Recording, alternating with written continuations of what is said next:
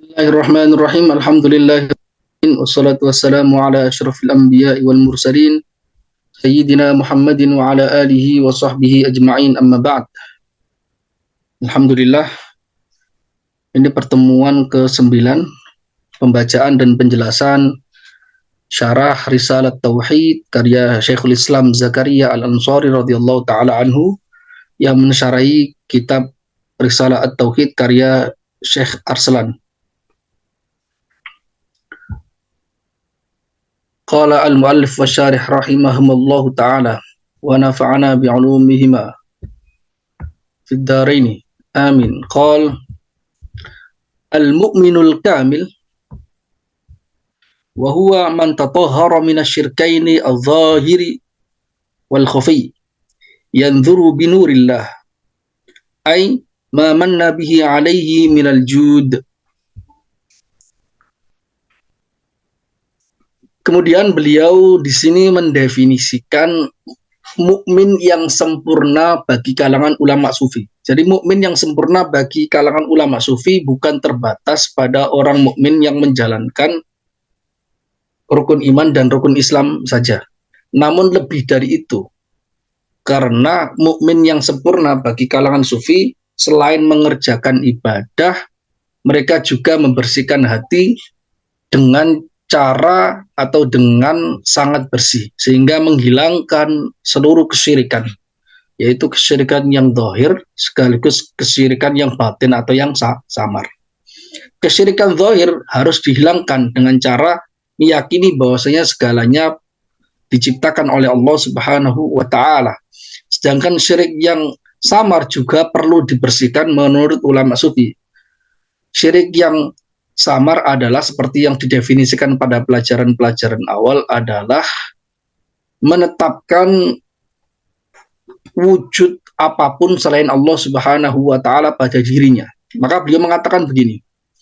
Mukmin yang sempurna maksudnya adalah bagi kalangan ulama sufi. Wa huwa man tatahhara minasyirkaini al-dhahir wal khafi. Mukmin yang sempurna yaitu mereka yang bersih hatinya dari dua syirik, yaitu syirik yang zahir, yang nampak, dan syirik yang khafi, dan syirik yang tidak nampak. Syirik yang tidak nampak itu adalah wilayah garapannya ulama sufi karena membersihkan hatinya dengan selain Allah Subhanahu wa taala, menghadirkan tajalli Allah, meyakini bahwasanya yang wujud secara hakiki hanya Allah, yang lainnya hanya wujudnya metafor. Karena ketika tajalli itu sudah merasuk pada hati, maka dia telah menghabiskan seluruhnya selain Allah Subhanahu wa taala, sehingga bisa merasakan bagaimana makna dari firman Allah taala, kullu man 'alaiha fan wa yabqa wajhu rabbika dzil jalali wal ikram. Dzul jalali wal ikram. Seluruh alam semesta itu fana. Yang ada hanya Allah Subhanahu wa taala. Kullu syai'in halikun illa wajah. Segala hal itu lenyap, hancur, fana kecuali Allah Subhanahu wa taala. Lah, mukmin yang sempurna itu yang dzuru binurillah, itu bisa melihat dengan cahaya Allah Subhanahu wa taala. Cahaya Allah ini apa maksudnya? Cahaya itu bukan seperti lampu terus ada sinarnya, bukan itu. Maksud dari nur menurut para ulama sufi itu bukan demikian. Nur itu maksudnya adalah adamuz zulmah. Tidak gelap, ketiadaan kegelapan. Kegelapan itu adalah segala hal selain Allah Subhanahu wa taala. Karena alam semesta awalnya tidak ada. Tidak ada adalah kegelapan. Kemudian muncul, dijadikan Allah Subhanahu wa taala menjadi ada. Berpindah minadz zulumat ilan nur, berpindah dari kegelapan menuju terang benderang, yaitu ada, dari ketiadaan menuju ada. Yang mengadakan ini apa? Siapa? Allah Subhanahu wa taala. Ya. Jadi nur itu demikian.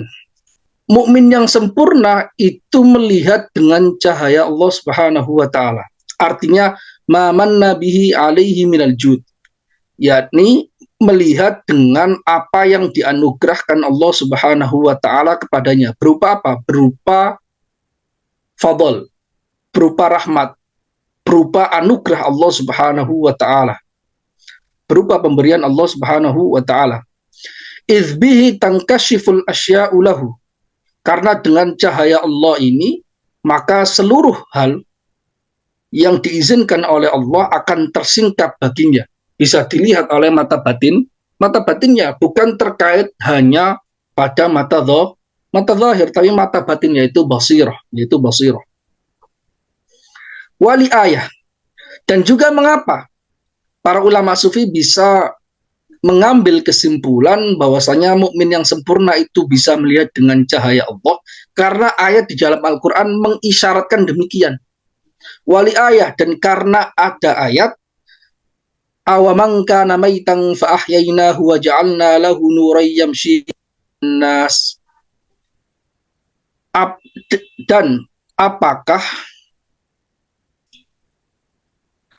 orang yang meninggal kemudian kami akan menghidupkannya dan kami menjadikan untuknya cahaya yang bisa ia gunakan berjalan di tengah manusia. Ini adalah ungkapan yang diberikan oleh Allah Subhanahu wa taala. Makna zahirnya redaksi ini adalah orang yang kufur, orang yang tidak baik itu bagaikan orang meninggal. Kemudian ketika dia mendapatkan hidayah masuk Islam, maka dia seolah-olah dihidupkan oleh Allah. Setelah dihidupkan, diberikan cahaya agar bisa menunjukkannya di dalam mengarungi kehidupan, yaitu dengan cara hidayah Al-Quran, hidayah Nabi Shallallahu Alaihi Wasallam. Ini makna zahirnya. Namun para ulama sufi dari ayat ini mengambil kesimpulan yang berbeda, meskipun tidak bertentangan dengan makna yang zahir. Karena ini sufi, bukan bukan orang kaum batini yang tidak mengakui adanya makna zahir. Ada makna zahir, tapi ada makna batin. Makna batinnya apa? Makna batinnya adalah orang ketika ingin mendapatkan cahaya Allah, cahaya yang diberikan oleh Allah dianugerahkan kepada orang mukmin, dia harus mati dulu. Mati itu apa? Memfanakan dirinya, menghilangkan dirinya, menghancurkan wujud dirinya dari hati dia, sehingga tidak melihat apapun selain Allah Subhanahu wa taala. Harus fana. Kalau ketika fana, maka dia akan tersingkap hijab-hijab yang diberikan oleh Allah Subhanahu wa taala, seolah-olah dia mendapatkan cahaya penerangan sehingga dia tangkashifu alaihi al-asya, sehingga hal-hal alam semesta, rahasia-rahasia rububiyah, dia akan bisa melihatnya. Berarti harus mematikan diri sendiri, memfanakan selain Allah Subhanahu wa taala, karena yang ada wujud secara hakiki hanya Allah Subhanahu wa taala, yang lainnya tidak wujud secara hakiki. Harus meninggal, harus dimatikan, harus difanakan. Kehadiran seluruhnya dari hati orang mukmin itu harus dilenyapkan, karena yang ada hanya Allah Subhanahu wa taala, sesuai dengan ayat Al-Qur'an, kullu man 'alaiha fan. Kullu syai'in halikun illa wajah. Segala hal itu lenyap kecuali Allah. Kalau sudah tahakkuk merealisasikan makom seperti ini, maka dia akan terbuka. Maka dia akan bisa kasyaf, maka dia akan bisa musyahadah, maka dia akan bisa muayyana, harus fana dulu. Jadi ini adalah pengambilan isyarat dari Al-Quran sebagaimana yang dikatakan oleh para ulama sufi. Wa fil khabari ittaqu firasatal mu'min fa innahu yanzuru binurillah. Di dalam hadis juga menegaskan demikian. Rasul mengatakan, takutilah, hindari firasatnya orang mukmin, karena orang mukmin itu bisa melihat dengan cahaya Allah Subhanahu wa taala. Cahaya Allah maksudnya bukan hanya mata yang zahir, tapi adalah sesuatu anugerah yang diberikan pada batinnya orang mukmin sehingga dia bisa melihat atau kasyaf terhadap halal gaib dan mengetahui rahasia-rahasia ketuhanan. Ya, berarti nurullah itu ada karena sesuai dengan apa yang ditegaskan oleh Rasul Shallallahu Alaihi Wasallam, yang dzuru binurillah, yang dzuru binurillah. Jadi awal untuk bisa kasyaf itu harus fana dulu, harus mayitan, harus mati. Matinya secara mematikan hawa nafsu, mematikan penglihatan selain kepada Allah Subhanahu wa taala, memfokuskan diri menghadirkan Allah Subhanahu wa taala, tidak menoleh kanan kiri. Seluruhnya adalah alam semesta, bahkan diri manusia itu alam. Yang mana alam ini fana, yang kekal, yang ada, yang wujud eksis hanya Allah Subhanahu wa taala. Jelas ya? Ini definisi muslim yang mukmin yang sempurna bagi ulama sufi. Kemudian beliau mengatakan wal arifu huwal mustaghriqu bihi amma siwahu. Orang yang arif billah, yang disebut sebagai mengetahui Allah, itu siapa? Beliau mengatakan huwal mustaghriqu bihi amma siwahu. Orang yang tenggelam dengan Allah dari selain Allah. Jadi tidak menghadirkan apapun selain menghadirkan Allah Subhanahu wa taala. Fana. Ya. Orang yang arif itu yanzuru bihi, bisa melihat apa? Melihat sirri rububiyah, melihat alam semesta, melihat ciptaannya, melihat af'alullah, melihat sifat Allah. Ya. Itu yanzuru bihi, melihat dengan cahaya Allah, ai binurillah. Dengan cahaya Allah ilaihi. Melihat dengan cahaya Allah ilaihi. Melihat Allah. Orang arif disebut arif mengetahui Allah itu karena melihat dengan Allah, karena melihat Allah dengan Allah. Paham nggak? Bukan melihat sesuatu dengan mata misalnya. Bukan itu maksudnya. Melihat seluruhnya dikembalikan Allah. Dari Allah, kepada Allah, untuk Allah. Itu seluruhnya. Mengapa orang arif itu bisa melihat Allah dengan cahaya Allah? Linkishafi hijabil ghaflati an qalbihi. Ya, karena tersingkapnya penutup yang berupa kelalaian, lalai dari Allah, yang mana penutupnya ini awalnya menutupi hati. Ketika penutup hati atau penutup kolbu atau penutup jantung ini tersingkap, ya, maka dia tersingkaplah penutup yang menghalangi mata batin dia melihat hakikat, melihat hanya Allah Subhanahu wa taala yang wujud. Selain Allah tidak wujud, hanya wujud yang dipinjamkan oleh Allah yang merupakan wujud metafor, karena yang wujud hanya Allah Subhanahu wa taala. Ya, ini beliau mengatakan demikian. Ya, jadi definisi-definisi yang diutarakan oleh ulama sufi ini penting. Penting kenapa? Penting kalau kita ingin mengetahui bagaimana para ulama sufi itu memahami sesuatu.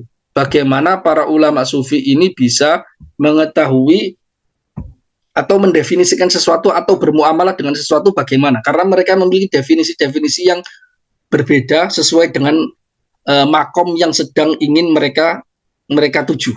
Jadi tidak bisa memaksakan definisi-definisi dari ilmu lain, misalnya ilmu kalam, untuk menganalisa bagaimana cara berpikir dan bagaimana cara para ulama sufi menuliskan ilmunya. Ini beda, ya. Kita harus taat secara metodologis dengan apa yang diistilahkan oleh mereka sendiri. Madum ta'anta ma'ak, kapanpun engkau masih bersama dirimu, engkau masih bersama dirimu. Ai ma'anafsika, artinya masih bersama dirimu, masih mewujudkan dirimu sebagai sesuatu yang eksis, masih merasa punya peran, masih merasa punya wujud, masih merasa dirinya itu memiliki kuasa, memiliki pengaruh, memiliki perbuatan, yang mana perbuatan ini tidak dikembalikan kepada Allah dan tidak melihat hanya Allah Subhanahu wa taala. Kapanpun engkau masih bersama dirimu, ghaira mustaghriqin bina, dan juga tidak tenggelam dengan kami, dengan Allah, amarna, kapanpun engkau masih berada bersama dirimu, maka amarna, kami akan memerintahmu. Jadi Allah memerintahkan, karena kamu masih berada bersama dirimu. Aikallafnaka bil mujahadah. Maksudnya perintah adalah perintah ibadah, perintah taat, perintah untuk mujahadah, berusaha keras untuk menyembah Allah Subhanahu wa taala dengan sebenar-benarnya. Kapanpun engkau masih berada dirimu, masih dalam kesadaranmu, masih menghadirkan selain Allah Subhanahu wa taala pada dirimu meskipun tidak mengingkari Allah, maka kallafna, amarna, kami memerintahkanmu, artinya kita membebankan padamu dengan usaha-usaha untuk beribadah.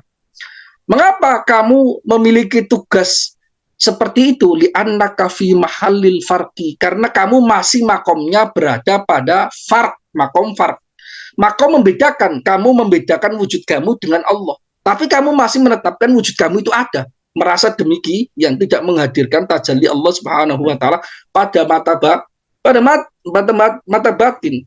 Kenapa? Karena itu masih makom al-farq, ya. Jadi jika engkau masih merasa dengan dirimu, masih bersama dirimu, maka kamu tugasnya adalah ibadah secara zahir dengan syarat-syarat lengkap seluruhnya. Lah, kalau sudah meningkat, apakah tidak ibadah? Tetap ibadah, tapi tidak ada perasaan bahwasanya dia itu beribadah atas peran dia, atas wujud dia. Tidak ada. Bahkan tidak merasa sama sekali. Makanya beliau mengatakan, Fa'idha fanaita bistighraqika bina angka, jika engkau lenyap dengan cara engkau tenggelam bersama kami, tenggelam dengan kami, angka meninggalkan dirimu, kamu lenyap dari dirimu, ay an-nafsika, dari jiwamu. Jadi tidak merasa memiliki peran, tidak merasa memiliki wujud yang hakiki. Seluruhnya Allah, seluruhnya perbuatan Allah, seluruhnya adalah efek dari sifat-sifat Allah Subhanahu wa taala. Jika engkau telah fana, itu disebut sebagai fana. Jika engkau telah fana, tawallainak, maka kami akan mengambil alihmu, memperhatikanmu, ya kan? Mendekatkanmu. Tawallainak, kami akan mengambil alihmu dengan apa? Birriayah, dengan perhatian. Wal inayah, dengan perhatian, riayah, mendidik, dididik. Wal inayah, perhatian. Wal fad, dan keutamaan dan selainnya. Jadi kalau sudah fana, maka Allah akan memberikan seluruhnya. Di dalam Al-Quran tadi kan, awaman kana maitan fa ahyainahu. Orang yang telah fana, maka dia akan dihidupkan dengan cara diberi petunjuk cahaya yang bisa menyingkap sesuatu. Karena dia telah fana, maka diambil alih oleh Allah tanpa Allah merasuk kepada hamba, karena itu mustahil, atau hamba bersatu dengan Allah. Itu karena itu dua-duanya mustahil. Tidak ada hulul, tidak ada ittihad sama sekali. Jadi ketika engkau fana dari dirimu, maka tawallainak, maka Allah akan mengambil alih dengan memperhatikan, memberikan keutamaan, memberikan anugerah apapun itu, malam tasil ilaihi bikasbin. Maka Allah akan memperhatikanmu kepada atau sesuatu yang tidak bisa engkau capai dengan usaha. Jadi Allah akan memberikan banyak anugerah yang tidak bisa kamu usahakan. Itu murni pemberian Allah Subhanahu wa taala. Di annaka fil jam'i, karena engkau dalam posisi makom jama', menggabungkan. Di dalam Ihya Ulumuddin disebutkan cara dan SOP untuk mendapatkan ilmu laduni itu ada di dalam kitab Ajaibul Qalbi. Disebutkan ringkasnya seperti ini. Jadi orang ketika sudah zikir kepada Allah terus konsisten gitu, kemudian sampai di posisi dia itu benar-benar tenggelam dengan Allah, maka ketika itu dia berhenti zikir. Lisannya berhenti karena sudah dipompa, sudah dihidupkan mesinnya, sehingga yang zikir itu hatinya, sehingga yang zikir itu sirnya. Lah ketika itu diem, lah hanya pasrah, tawakal, menunggu madad dari Allah Subhanahu wa taala. Nanti akan dibuka sendiri. Karena kasaf dan tidak itu nggak bisa diusahakan. Hanya menyiapkan diri. Seperti mengosongkan hati, ya, seperti mengosongkan hati dari pikiran-pikiran apapun, khotir apapun. Ketika kosong nanti akan muncul ilmu-ilmu yang baru. Jadi posisinya demikian. Posisinya itu seperti kita pertama menzikirkan hati kita dengan cara menggerakkan hati, dengan cara menggerakkan lisan dulu. Itu kata Imam Ghazali, ya. Menggerakkan lisan dulu, ketika sudah ikut bergerak, hatinya, kolbunya ikut bergerak, berzikir Allah, Allah, Allah, sehingga tidak ada selain Allah seluruhnya, maka diem. Itu nanti akan tersingkap. Kalau tidak, maka nanti zikir lagi. Karena dibuka atau tidak itu semuanya murni pemberian Allah, tidak bisa diusahakan. Makanya sebagian guru sufi itu begini. Ada orang yang belum kasaf itu dikasih semacam tips untuk mencicipi sedikit rasa kasaf itu bagaimana. Itu begini. Saya mendengar ini dari guru kami, yaitu yaitu Kiai Haji Ahmad Asrori. Jadi biasanya kalau orang zikir malam-malam dan zikir la ilaha illallah, Allah Allah, itu kan kadang itu ada agak sedikit ngantuk itu. Kalau malam-malam kan namanya juga sholat tahajud. Ketika di tengah-tengah antara ngantuk dan sadar, karena ngantuknya itu karena zikir, bukan ngantuk karena yang lain, tapi karena zikir. Antara ngantuk dan sadar itu biasanya muncul itu. Ilham-ilham, kasaf-kasaf sedikit itu muncul. Jadi kadang itu di tengah-tengah antara ngantuk dan tidak, itu di tengah-tengahnya itu kadang muncul hal-hal yang baru. Nah, nanti bisa memahaminya tergantung orangnya. Dan itu murni pemberian Allah Subhanahu wa taala. Itu sering. Makanya Kak, orang ngantuk dalam zikir itu sebenarnya baik. Itu tanda bahwasanya fisiknya nggak kuat untuk menerima cahaya. Tapi kalau lama-kelamaan itu bisa kuat. Artinya dia tanpa ngantuk pun itu bisa kuat untuk menerima. Karena sesuatu yang baru itu nggak kuat. Fisik kita itu nggak kuat. Kita zikir, capek, kecapean, terus ngantuk. Nah, ketika ngantuk itu antara tidur dan sadar. Di tengah-tengah itu. Bukan tidur, juga bukan sadar. Di tengah-tengah itu sering. Ketika capek sekali tetap zikir, itu nanti akan dibuka beberapa hal, beberapa bayangan, beberapa ilmu pengetahuan baru. Itu awal-awal. Karena nantinya kalau udah terbiasa itu fisiknya menguat, dikuatkan oleh Allah, nantinya dalam keadaan sadar zikir pun nanti kuat. Bisa tetap mendapatkan pancaran-pancaran ilahi, fuyudot ilahiyah, rahmat, fadl, dan sebagainya, kasat-kasat itu dibuka. Itu awalnya. Latihannya seperti itu, riadohnya seperti itu. Coba saja. Tapi jangan dikeluarkan. Nah, ini tipsnya dari guru kami. Kaitannya dengan cara memahami ilmu-ilmu yang baru ketika muncul dari zikir, dari baca Al-Quran. Ketika kita benar-benar fokus kepada Allah, zikirnya banyak. Maka ketika ada ilmu baru, pengetahuan baru yang muncul di otak kita, di hati kita, itu langsung jangan diungkapkan. Simpan saja terlebih dahulu, diendapkan. Kemudian apa? Kemudian ini dicocokkan dengan pemahaman kita terhadap Al-Quran dan pemahaman kita terhadap hadis. Ketika pemahaman baru kita ini nggak bertentangan dengan Al-Quran, dengan syariat, dan dengan hadis, ya, maka itu merupakan ilmu laduni. Paham nggak? Karena wilayah-wilayah pengetahuan kaitannya dengan kasah pemahaman tentang syariat, rahasia syariat, itu banyak yang tidak diungkapkan. Di dalam Al-Quran dan di dalam hadis secara zahir tidak. Banyak wilayah yang tidak dibahas di dalam Al-Quran dan di dalam hadis. Namun wilayah itu adalah medan garapannya para ulama sufi kaitannya dengan kasyaf. Makanya itu para ulama sufi itu kadang itu menemukan makna-makna isyarat yang baru terkait Al-Quran, terkait hadis.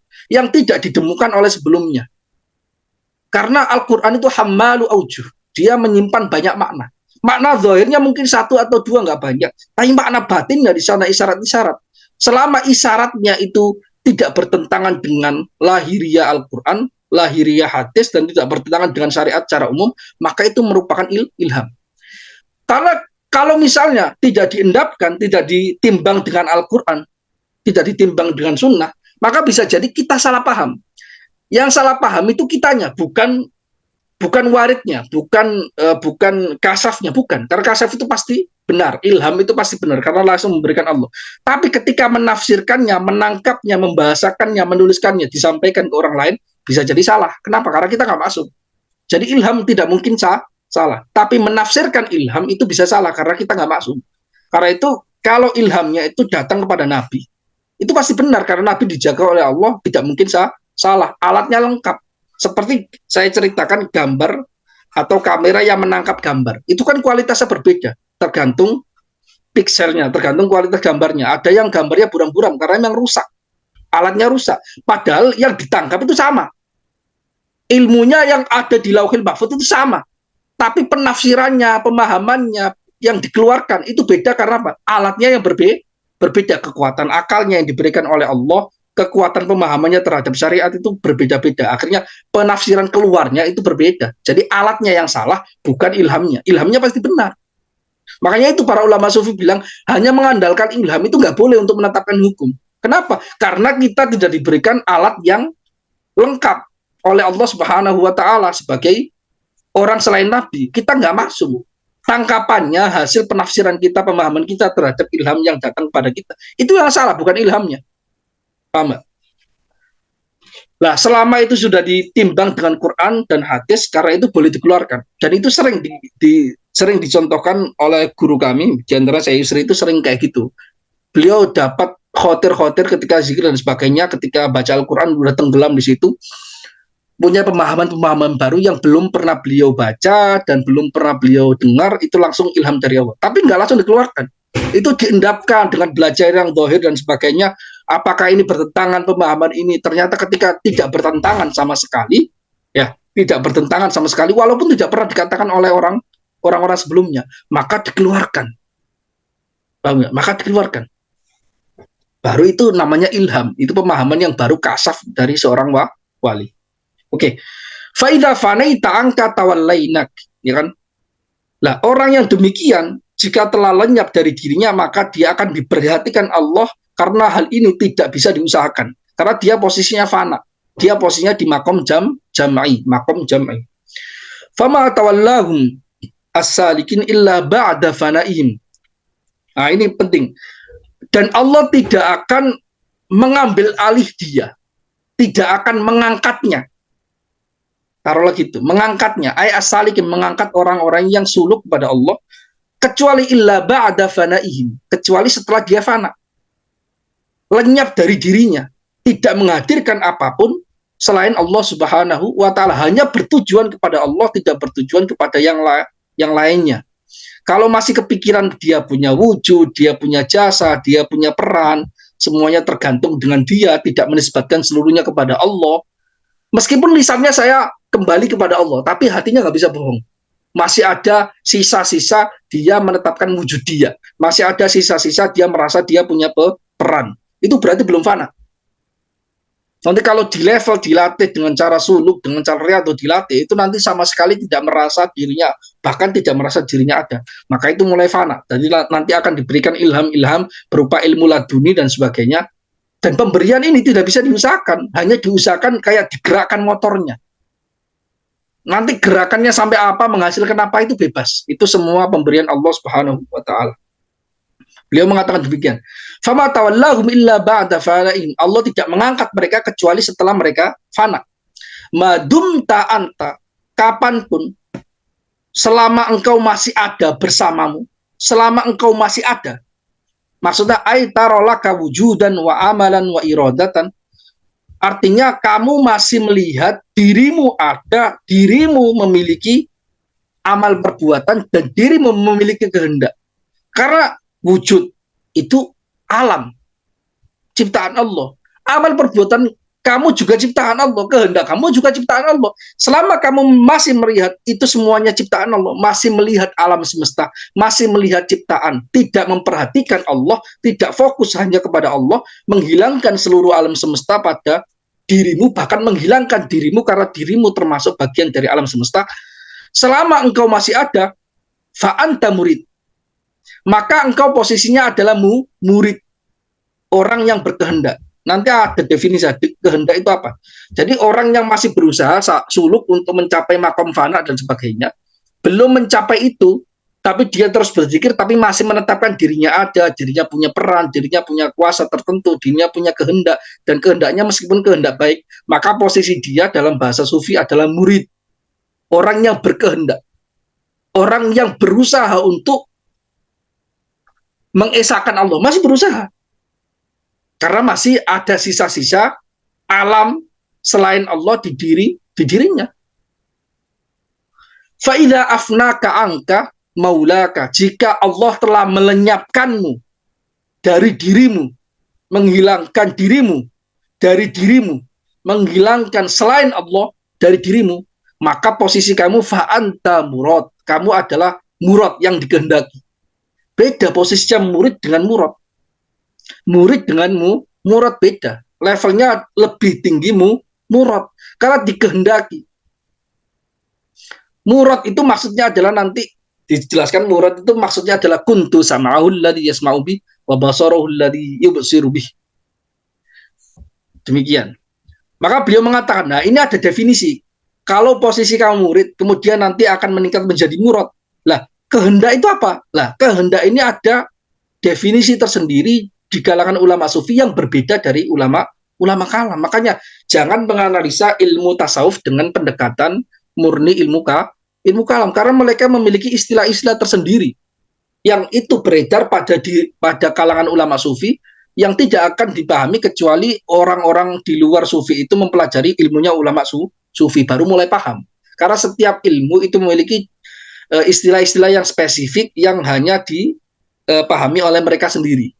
Nah, maka itu beliau mengatakan fal iradatu hiya ifradul haqqi bitolab wal i'radu an kulli ma siwah.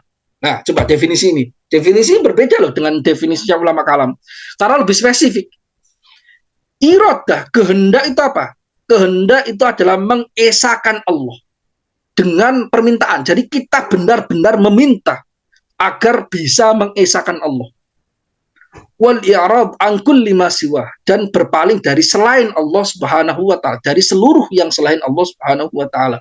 Nah, kalau di dalam definisi ilmu kalam, iradah itu apa? Kehendak itu apa? Kehendak itu adalah sifat yang menspesifikkan kekuasaan. Kita mau minum, ya kan? Berarti kita punya kuasa minum. Kuasa minum itu eksekutornya. Tapi yang pertimbangannya kenapa mau mengeksekusi ini dan tidak mengeksekusi itu adalah iradah, kehendak. Dia yang mentaksis beberapa kemungkinan. Karena kamu itu punya kemungkinan bisa minum dan tidak bisa minum. Tapi iradahnya, kehendak kamu itu adalah sesuatu yang mendorongmu untuk memilih minum, tidak minum. Memilih minum, tidak makan. Itu kan mentaksis kekuatan, karena mentaksis kudroh.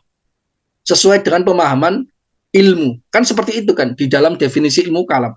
Tapi, iradah di dalam ilmu tasawuf itu lebih spesifik daripada itu. Bukan seperti itu. Yang dimaksud murid itu adalah orang yang mengesahkan Allah, berusaha keras untuk berpaling dari selain Allah. Bukan sekedar dia makan, minum, berkehendak, mentaksis kekuatan untuk enggak, bukan itu. Itu definisinya murid dan murad. Orang yang masih punya posisi, masih merasa dirinya ada, tapi terus berusaha untuk mengesahkan Allah, menghilangkan selain Allah dari dirinya, yang ada hanya Allah, meyakini demikian, maka dia posisinya masih murid. Ketika dia sudah wusul, dia sudah sampai, maka dia murad, dikehendaki. Benar-benar dia dibuat oleh Allah mengesahkan. Maka seolah-olah tajali Allahnya itu ada pada dia. Paham nggak? Sehingga lenyap seluruhnya, bahkan lenyap dirinya dari selain Allah Subhanahu wa taala. Maka beliau mengatakan wal muridu huwa salikul mubtadi alladhi yara lahu wujudan wa amalan. Nah, beliau mengatakan demikian. Murid itu adalah orang yang berjalan suluk dengan menggapai cara-cara yang ditegaskan oleh para ulama sufi dengan cara ibadah, mujahadah, riyadhah dan sebagainya. Itu murid, itu adalah orang yang suluk, yang mubtadi, yang pemula, masih nyubi. Yang mana dia masih beribadah menuju Allah ini, dia masih yarallahu wujudan wa amalan, dia masih melihat dirinya ada, masih mengisbat dirinya ada, dan juga masih melihat dirinya punya peran, dirinya punya amal perbuatan. Masih merasa ada. Dirinya masih ada, padahal dirinya itu alam semesta. Masih merasa bahwasanya, masih melihat bahwasanya dia itu memiliki perbuatan, padahal perbuatan dia juga diciptakan oleh Allah Subhanahu wa taala. Allah menegaskan dalam Al-Qur'an, wallahu khalaqakum wa ma ta'malun. Allah yang menciptakan kalian sekaligus amal perbuatan kalian. Zat kalian diciptakan Allah, amal kalian diciptakan Allah. Kalau masih mengisbat, menetapkan wujud dia, amal perbuatan dia, maka dia masih murid. Dia berusaha keras untuk menghilangkan itu. Tapi bukan sekedar dia masih menetapkan dia ada dan menetapkan amal perbuatan ada. Tapi murid itu harus suluk, berusaha untuk menghilangkan ini. Tapi kalau tidak berusaha untuk menghilangkan perasaan memiliki peran dan sebagainya, itu bukan murid, karena dia nggak suluk. Ya. Jadi murid itu orang yang suluk, yang masih terbatas makomnya, karena dia masih belum bisa menghilangkan wujudnya, eksistensinya, amal perbuatannya, masih menetapkan selain Allah pada dirinya. Beda halnya dengan murad. Wal muradu wal malhudhu bi'ainil inayatir rabbaniyah. Al murad, orang yang dikehendaki, itu adalah orang yang diperhatikan dengan perhatian Rabbani, benar-benar diawasi, benar-benar seolah-olah dia itu nggak ada. gambarannya ini mungkin gambaran saja, tapi ya nggak benar-benar seperti itu, tapi dia itu mendekati seperti itu. Contohnya murid itu orang yang dewasa, contohnya murid itu orang yang anak kecil. Anak kecil itu seolah-olah nggak punya kehendak loh, nggak punya keinginan. Bahkan mungkin dia sendiri nggak sadar dia itu ada. Maka ketika dia melenyapkan keinginannya, sifat-sifat buruknya, tidak pernah sombong, tidak pernah marah, tidak pernah emosi, tidak pernah punya dengki, tidak pernah berghibah, karena semuanya itu dikendalikan oleh Allah Subhanahu wa taala, maka dia diperhatikan ibunya, dia minumnya diperhatikan, laparnya diperhatikan, dia tidur juga diperhatikan, dimandikan, seluruhnya. Itu bagaikan kalau kita sudah levelnya di makom murad. Seolah-olah seluruhnya diatur Allah dan memang seluruhnya diatur oleh Allah. Menghilangkan keakuan dirinya, menghilangkan wujudnya, menghilangkan perasaan dia memiliki peran. Itu murad. Orang murad itu yang diperhatikan Allah, al-mustaghriq billah, yang tenggelam dengan Allah. Ya. Fal muridu hamilun lil kaddi. Maka al murid itu membawa beban. Membawa beban. Beban apa? Beban ibadah. Masih merasa berat untuk ibadah. Beban untuk taat, harus sholat, harus zakat, harus puasa, harus zikir dan sebagainya. Itu masih membawa beban. Sedangkan kalau sudah di level murad, itu tidak kerasa beban. Makanya sebagian ulama sufi mengatakan la yumkinu lana at-taklif. La yata'atta bina at-taklif. Taklif itu tidak mungkin kepada kami, yaitu orang sufi. Maksudnya taklif bukan berarti mereka tidak ibadah, tidak, enggak. Taklif itu dengan makna bahasa. Taklif itu apa? Pembebanan. Orang sufi ketika ibadah itu enggak ada rasa beban sama sekali. Enggak ada rasa beban. Kita melihat kadang orang sufi itu kok bisa sholat panjang sekali, baca Quran panjang sekali, seolah-olah nggak ada capeknya. Ya karena mereka nggak merasa. Paham nggak? Tidak ada merasa taklif sama sekali. Yang masih merasa berat itu levelnya masih murid. Karena itu iman kan yazid wa yanqus, bisa bertambah, bisa menurun. Ketika dia masih berat, dia levelnya menurun. Tapi dia ketika tidak merasa sama sekali, dia tetap ibadah, tapi nggak ada perasaan lelah sama sekali. Maka dia udah murad. Karena dia itu bergerak dengan kekuatan Allah. Kekuatan Allah tak terbatas. Bahkan tidak ada capeknya. Bahkan ketika riyadhah itu banyak ulama sufi yang tidak menggunakan cara-cara yang zahir, yang dari penglihatan zahir itu tidak mungkin ini bisa dilaksanakan. Sayyidina Ali ketika perang Khaybar. Perang Khaybar itu adalah gerbangnya kaum Yahudi di Madinah. Ketika perang Khaybar, maka para sahabat itu benar-benar mengeluarkan kekuatannya untuk apa?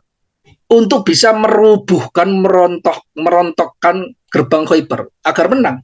Tapi nggak ada yang berhasil untuk meruntuhkannya karena benar-benar kuat. Datang Sayyidina Ali, ditendang sama Sayyidina Ali, langsung hancur berkeping, membakar, muter berkali-kali. Sayyidina Ali itu posisinya ketika itu lapar karena dia lagi puasa.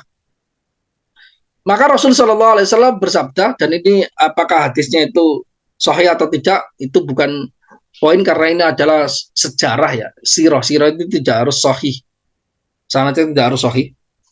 Ya, Rasul mengatakan bahwasanya andai kata Sayyidina Ali menendang dalam keadaan dia tidak puasa, mungkin gerbangnya itu akan berputar terus-menerus sampai hari kiamat.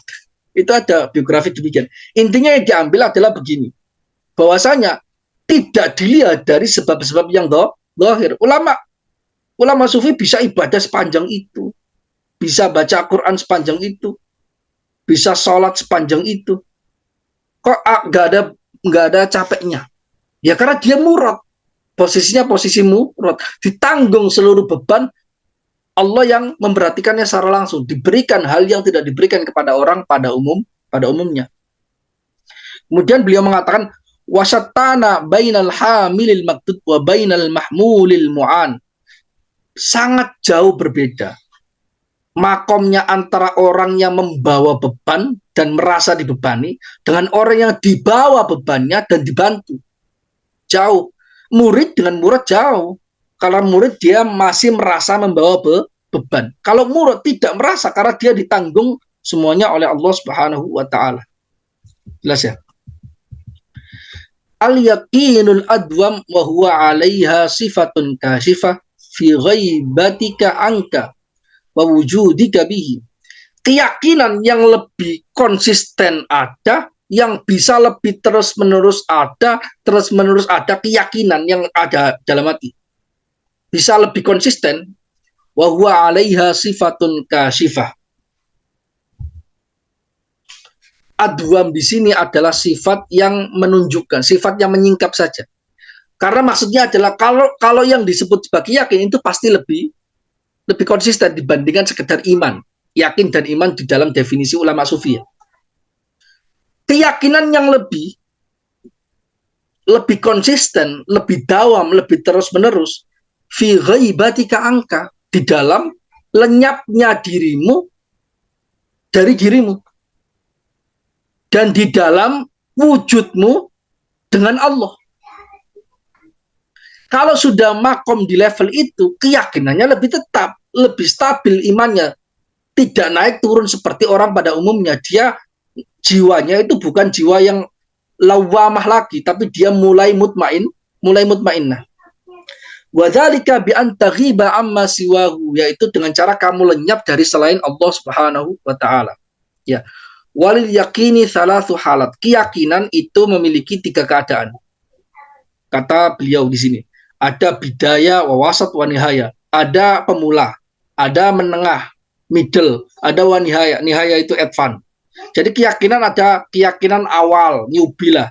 Ada yang menengah, mulai menengah, meningkat karena dengan ibadah yang zahir, dengan sesuatu yang dilakukan, ubudiyah yang dilakukan selama ini, dan juga ada yang advance, yang puncak. Ala min wali ilmil yakin wa ainil yakin wa haqqil yakin. Seperti pembagian yakin, ilmu yakin, ainul yakin, dan hakul yakin. Ya, jadi yakin itu juga ada seperti itu. Ada yakin yang masih awal, yakin yang menengah, dan ada hakul yakin. Yakin yang tinggi. Fa bidayatun qad la tadumu li baqa'i rusum. Awalnya keyakinan itu ketika mulai keyakinan itu muncul pada hamba, fananya masih awal-awal, itu terkadang tidak terus-menerus. Li baqa'i rusum, karena masih tersisa jiwa-jiwanya itu masih tersisa, masih menghadirkan beberapa bagian, beberapa sisa-sisa dari alam semesta pada dirinya. Awalnya itu kadang fana, kadang enggak, kadang fana, kadang enggak. Paham enggak? Wawasatuhu wa nihayatu yaduman. Tapi kalau udah meningkat levelnya keyakinannya, mulai menengah dan ke atas, mulai advance, itu yaduman tetap. Lakinnal akhir adwam. Tetapi yang bagian akhir, nihaya, puncaknya keyakinan itu bisa lebih tetap. Kenapa? Karena yakin yang sudah level tinggi, sudah level puncak, itu musyahli annahu musyahadatun bikasfisir. Karena keyakinan yang lebih puncak, yang paling puncak itu adalah musyahadah dengan cara disingkapnya sir. Wahiyya a'la maratibil yakin. Musyahadah dengan menyingkap sir. Sir itu bagian dari qalbu yang dia lebih tipis, lebih kecil dibandingkan qalbu, yang mana itu adalah tempat di mana dibukanya sir rububiyah.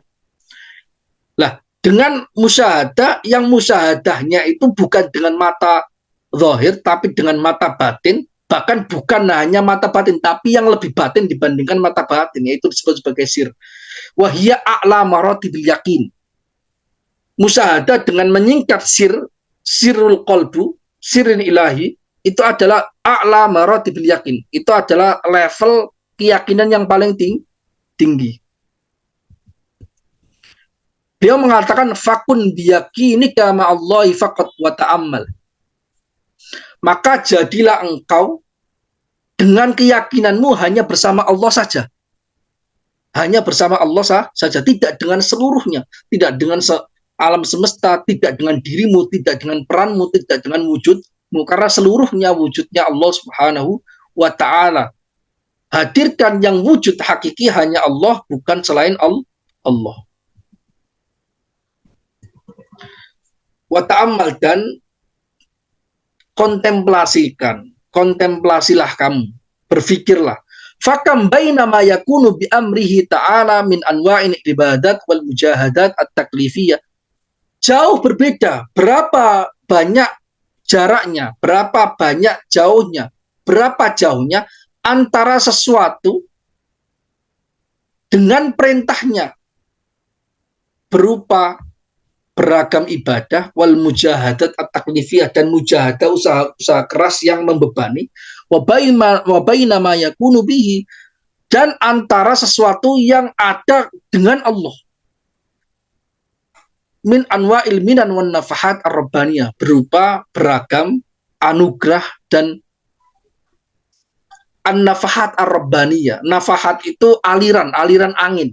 Jadi seolah semriwingnya angin itu turunnya rahmat, turunnya kasaf pada hati, seolah-olah itu adalah aliran angin yang berhembus pada hati seseorang. Jadi seperti ilham itu seperti itu. Jadi ungkapannya adalah demikian, wan nafahat ar-rabbaniyah. Itu rahmat, fadl, kasaf, ilham, ilmu laduni yang mengalir pada hati seseorang, pada jiwa seseorang, pada kolbu seseorang, pada siri seseorang, yang mana alirannya itu seperti aliran angin, gerakan angin, semriwing gitu. Tiba-tiba dia memiliki pemahaman baru, disingkap hal yang baru yang tidak bisa dirasakan, bahkan tidak bisa digambarkan dengan lisan. Ya, beliau mengatakan demikian. In kunta qa'iman bi amrihi ta'ala bil ibadati ay qa'iman biha khadu'at lakal asbab.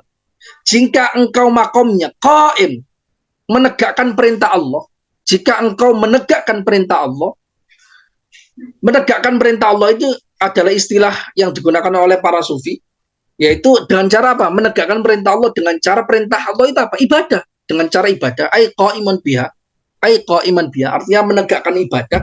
Maka orang yang rajin beribadah atau yang disebut sebagai al-abid, yang konsisten beribadah, itu adalah nanti khadu'at lakal asbab. Jika engkau berdiri, jika engkau menegakkan perintahnya, maka sebab-sebab duniawi akan tunduk padamu. Alam semesta tunduk padamu. Dengan cara apa? Bi'an yassarahallahu laka, yassarahallahu ta'ala laka. Dengan cara Allah memudahkan sebab-sebab itu padamu. Dia ingin ibadah, tiba-tiba tidak memiliki beberapa hal yang kaitannya dengan penunjuk, tiba-tiba ada. Saya itu pernah melihat langsung guru saya di Lamongan ketika itu sebelum saya ke Mesir. Beliau sama sekali ingin semacam mencoba makom tajrid. Ketika itu, hari itu sama sekali nggak punya uang, sama sekali nggak punya beras untuk makan. Padahal sorenya harus makan. Harus makan. Maka setelah zuhur, beliau itu baca surat Al-Waqiah itu berkali-kali. Mencoba untuk makom tajrid. Benar-benar nggak punya uang sama sekali, benar-benar nggak. Padahal dia harus membiayai istrinya. Ada santrinya. Ketika itu, ada santri, beberapa santrinya, nggak banyak. Benar baca, jadi nggak mengambil sebab yang zahir. Ini mencoba latihan untuk makom tajrid. Makom hanya mengandalkan Allah Subhanahu wa taala. Benar-benar itu. Setelah itu, setelah sholat asar, itu langsung tiba-tiba orang datang. Dia bawa sekarung beras. Beras itu tiba-tiba datang. Ya tujuannya bukan beras. Sebenarnya tujuannya bukan beras, tapi tujuannya ingin melatih kaitannya dengan makom tajrid. Ingin mencoba seperti itu. Dan itu sebenarnya banyak. Makanya sering kita lihat orang-orang yang alim, orang-orang yang soleh, benar-benar soleh, itu seolah-olah dia kayak nggak pernah kerja, tapi tiba-tiba seluruh hal-hal bantuan itu datang. Ini makomnya masih makom abid loh, belum makom fana. Meskipun sebenarnya harta itu bukan patokan, tapi ini yang digambarkan oleh beliau, sebab-sebab dunia ini datang sendiri tunduk pada dia. Paham nggak? Bahkan kalau di levelnya Nabi itu beda lagi. Nabi kan memiliki mujizat yang lebih dari itu. Mujizatnya itu alam semesta tunduk pada dia. Nabi memberi isyarat pada bulan. terbelah, tunduk, benar-benar tunduk. Kalau ini kan hanya level beras kan, ya level rezeki yang kecil-kecil gitu. Nabi itu mengisyaratkan dengan tangannya bulan terbelah langsung. Nabi itu memanggil di dalam banyak hadis diceritakan di antara mujizatnya Nabi itu memanggil tumbuhan, pohon, datang ke sini, datang. Tumbuhannya datang, dia bergerak seolah-olah dia manusia. Tahu nggak? Rasul itu ketika itu di padang pasir, kemudian beliau ingin buang hajat.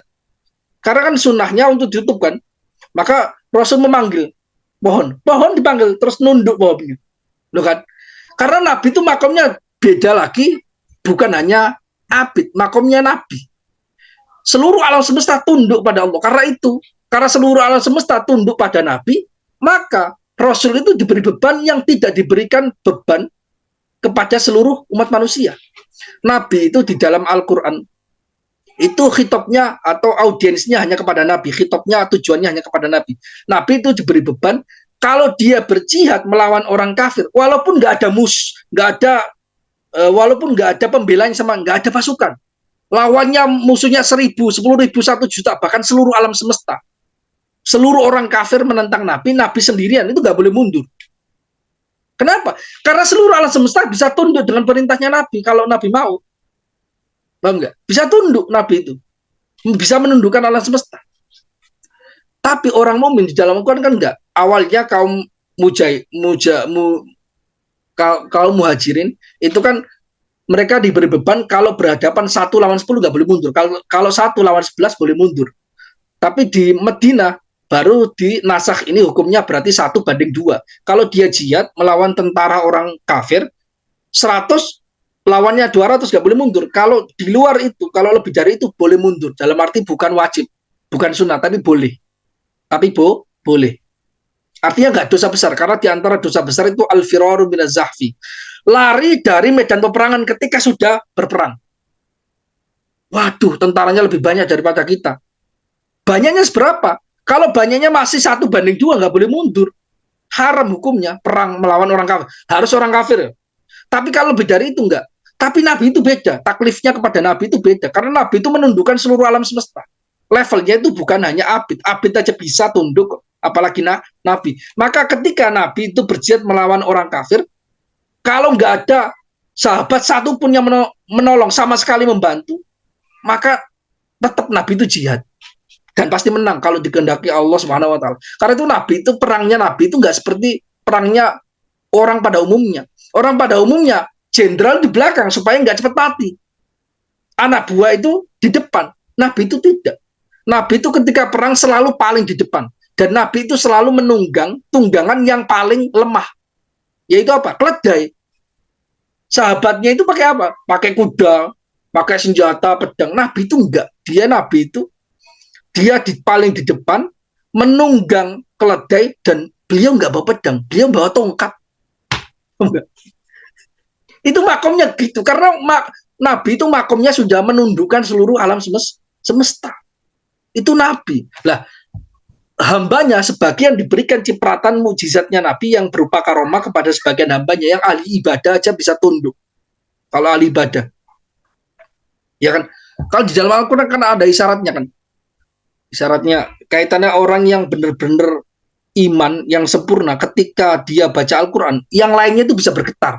Nah, kalau kita baca Al-Quran yang lainnya nggak berkala semesta nggak bergetar, berarti level kita masih biasa saja. Apa ayatnya lupa saya. Pokoknya demikian. Qala Allah Ta'ala berfirman, wa may yattaqillaha yaj'al lahu makhraja wa yarzuqhu min haitsu la yahtasib. Kaitannya dengan ketundukan alam semesta terhadap orang yang ahli ibadah. Makomnya tajrid. Orang yang bertakwa kepada Allah, maka Allah akan menjadikan dia jalan keluar dan memberikan rezeki dari jalan yang tidak dikira. Tapi perlu dicatat, belum tentu orang yang miskin itu merupakan orang yang nggak ahli ibadah. Karena mayoritas sahabat itu miskin. Mayoritas sahabat itu miskin. Bahkan Nabi itu miskin. Dalam arti Nabi itu tidak memiliki harta. Nabi kalau mau punya harta punya, tapi Nabi tidak mau memiliki harta. Semuanya disedekahkan. Sehingga Nabi meninggal itu warisannya nggak ada. Nyaris nggak ada. Hanya beberapa doang. Bahkan pakaian perang beliau itu masih digadaikan ke orang Yahudi untuk memberi makan keluarganya karena nggak ada uang. Nabi itu demikian. Karena itu bukan patokan. Tapi artinya di antara bentuk-bentuk Allah itu memberikan perhatian kepada orang yang ahli ibadah, itu memberikan rezeki yang tidak disangka-sangka, tidak dikira. Meskipun itu bukan patokannya. Wa qala ta'ala, dan Allah Ta'ala berfirman, wa may yattaqillaha yaj'al lahu min amrihi yusra. Siapapun yang bertakwa kepada Allah, Allah akan memberikan padanya kemudahan dalam persoalannya. Ya, ini hanya baru makom qaim bil ibadah, ahli ibadah. Lah kalau fana bagaimana? Beda lagi. Wa in kunta qa'iman bihi ta'ala bi alla tashhad ghairahu. Jika engkau menegakkan Allah, tegak bersama Allah, tegak dengan Allah, dengan cara apa? Dengan cara engkau tidak melihat selain Allah, tidak melihat alam semesta seluruhnya, bahkan tidak melihat dirimu. Artinya kamu telah fana. Taddu'at ay khaddu'at, artinya tunduk. Taddu'at lakal akwan, tunduk, menunduk, menghina di hadapan seluruh alam semesta. Kalau yang ahli ibadah itu sebab-sebab ini dimudahkan doang. Tapi kalau sudah dia makomnya fana, maka seluruh alam semesta bisa tunduk. Jadi levelnya beda, lebih dahsyat. Fala yahjubuka syai'un minha an musyahadati mukawwinha. Maka tidaklah menghijabmu apapun itu dari bagian alam semesta. Menghijab, menutupi dari menyaksikan pencipta alam semesta. Jadi melihat alam semesta tapi tidak melihat alam semesta, yang dilihat hanya Allah. Melihat alam semesta tapi melihat bahwasanya alam semesta itu tidak ada. Melihat tapi tidak melihat. Melihat alam semesta wujud tapi tidak wujud. Paham enggak? Itu makomnya gitu. Makomnya itu adalah makom yang berbeda. Fana itu demikian. Tidak bisa diungkapkan dengan kata-kata. Oke. Jadi demikian yang berbeda. Jadi ini penting ya. Definisi yang diutarakan oleh para ulama sufi ini adalah definisi kaitannya dengan pendekatan saja. Karena sebenarnya yang dirasakan, yang dilalui, pengalaman mereka, spiritual mereka itu jauh dibandingkan ini. Karena tidak bisa, nanti ada penegasan beliau, tidak bisa diungkapkan dengan kata-kata. Diibaratkan dengan semuanya ini hanya pendekatan. Makanya itu ketika menganalisa diksi dari kitab-kitab tasawuf kaitannya dengan ulama sufi itu harus menggunakan takwil kalau untuk dipahami dengan makom yang sekarang. Tapi nanti ketika suluk, ketika riyadhah itu bisa dipahami, bisa dirasakan karena kaitannya dengan rasa, kaitannya dengan pengalaman spiritual yang tidak bisa diungkapkan murni dengan kata-kata. Karena itu harus menggunakan takwil supaya tidak mudah untuk menuduh hal-hal yang tidak baik kepada para ulama sufi. Namun ini seluruhnya adalah definisi yang pendekatan karena itu seluruhnya harus dirasakan sendiri. Saya pikir demikian ya yang bisa diutarakan pada malam hari ini. Dan semoga bisa dipahami, semoga bermanfaat, semoga kita bisa diberikan pengetahuan oleh Allah Subhanahu wa Ta'ala untuk memahami apa yang dimaksudkan oleh para ulama sufi, dan juga diberikan taufik dan hidayah agar kita bisa kuat untuk diberikan makom itu, dan berdoa agar seluruhnya dimudahkan oleh Allah Subhanahu wa Ta'ala. Baik, demikian, semoga bermanfaat. Wallahul muwaffiq ila aqwamit thoriq. Wassalamualaikum warahmatullahi wabarakatuh.